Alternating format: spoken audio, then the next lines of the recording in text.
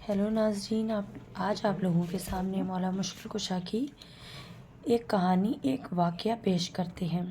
تو آئیے شروع کرتے ہیں۔ ایک سوداگر تھا، اس کے یہاں اولاد نہ ہوتی تھی۔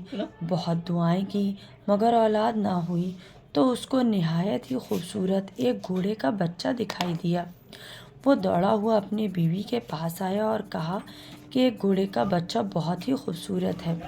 بیوی نے کہا لے آؤ۔ وہ اس کو لے کر گھر آیا۔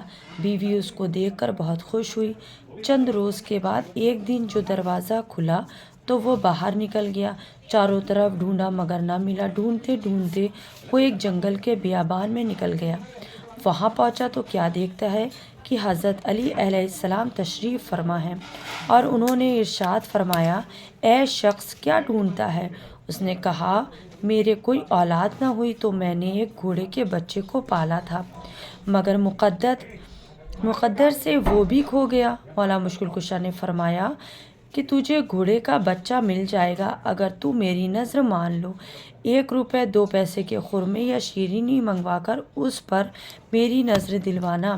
اب اس نے مڑ کر جو دیکھا تو کیا دیکھتا ہے کہ بچہ سامنے کھڑا ہے۔ وہ اس کو گھر لایا اور نوکروں سے کہا 1 روپے 2 پیسے کے خرمے لے آؤ، ہم حضرت علی علیہ السلام کی نذر دیں گے۔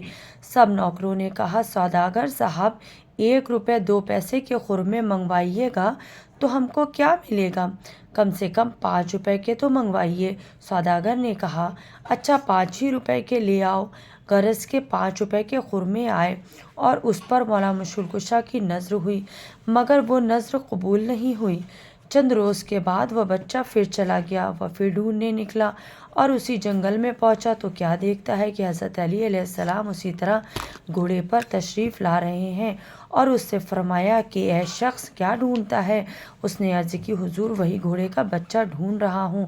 حضرت نے فرمایا کہ میں نے تجھ سے کہا تھا کہ 1 روپے 2 پیسے کے خرمے منگوانا اور تم نے 5 روپے کے خرموں پر نذر دلوائی۔ ہم نے یہ نذر قبول نہیں کی۔ وہ دیکھ سامنے گھوڑے کا بچہ کھڑا ہے۔ اب جب تک تو میری نذر 1 روپے 2 پیسے کی نہ دلوائے گا وہ بچہ تیرے یہاں نہیں رہ سکتا۔ وہ سوداگر ہاتھ جوڑ کر آگے بڑھا اور عرض کی اے مولا، اب آپ کی نذر اتنے ہی خرموں پر دلاؤں گا۔ جب اس نے 1 روپے 2 پیسے کے خرموں پر نذر دلائی تو وہ گھوڑے کا بچہ مل گیا اور سوداگر اس کو لے کر گھر لے آیا اور وہ بچہ رہنے لگا۔ سوداگر کی بیوی کو بشارت ہوئی کہ تو میرا روزہ رکھ تو تیرے یہاں بچہ ہوگا اور 5 پیسوں سے روزہ افطار کرنا۔ اس نے نذر مان لی اور روزہ رکھا۔ جس طرح سوداگر کے دن پھرے اسی طرح محمد وآل محمد تمام شہیدان کربلا اور اسیران کربلا کے صدقے میں ہماری اور آپ سب کی دعائیں اور مرادیں پوری کریں۔ الہی آمین رب العالمین، اللہم صلی علی محمد وعجل فرجہ۔